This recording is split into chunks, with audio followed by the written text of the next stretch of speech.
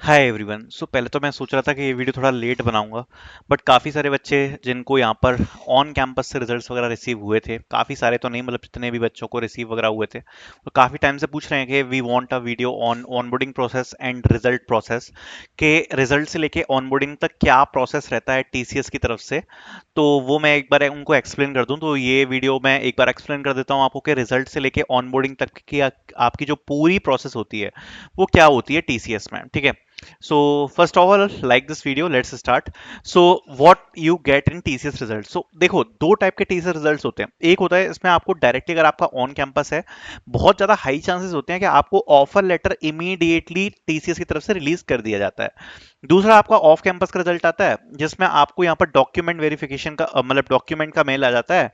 But problem क्या है कि डॉक्यूमेंट का मेल तो आ जाता है, बट जो ऑफर लेटर है वो टीसीएस बहुत ही ज्यादा देर में भेजती है, या फिर कभी कभार बहुत ज्यादा लेट हो जाता है, या हो सकता है इमीडिएटली भी आ जाए। तो ये टोटली डिपेंड करता है कि आपको किस प्रकार का रिजल्ट आया है, आपका ऑफर लेटर आ गया है या नहीं आया है, या केवल आपको सिलेक्शन आया है, ठीक है।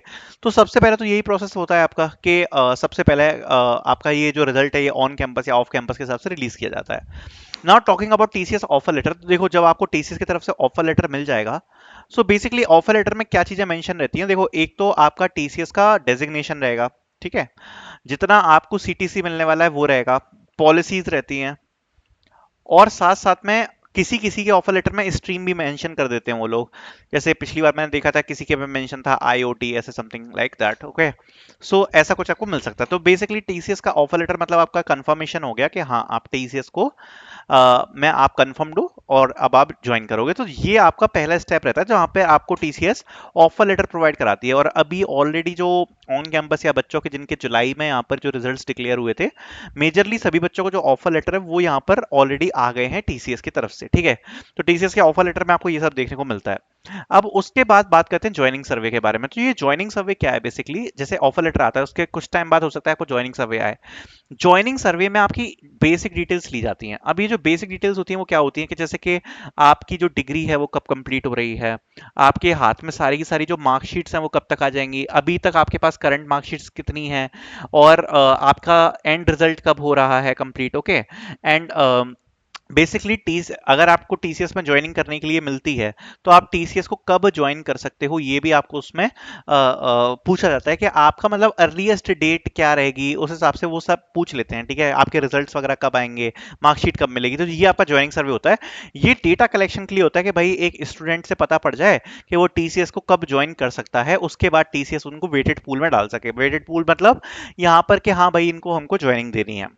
उसके बाद आता है एक्सप्लोर मेल। अब ये जो एक्सप्लोर मेल है, कभी कभार ज्वाइनिंग के पहले भी आ जाता है, और कभी कभार मतलब बहुत ही कम केसेस होते हैं, 5 to 10% केसेस जहां पे ज्वाइनिंग के बाद आता है, बट जनरली तो ज्वाइनिंग के पहले ही आता है।